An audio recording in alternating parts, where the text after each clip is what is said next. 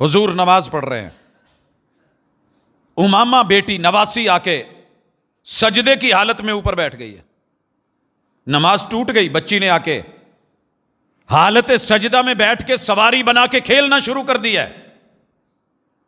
مفتی کے فتوے اپنی جگہ کہ بچوں کو مسجد میں مت لائیے، 3 چیزوں سے مسجد کو بچائیے، بے وقوفوں سے، جانوروں سے اور بچوں سے۔ اور بعض نے اللہ بھلا کرے عورتوں کو بھی شامل کر دیا، یہ بھی مسجد میں نہیں آئیں گی، بازار جا سکتی ہیں، مسجد میں آئیں گی تو فتنہ ہے۔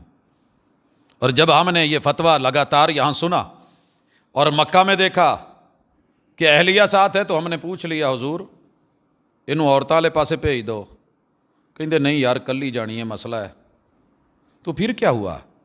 فتویٰ وہاں جا کے بدل گیا، اب تقویٰ آ گیا، پاکستان میں تقویٰ ہی تقویٰ۔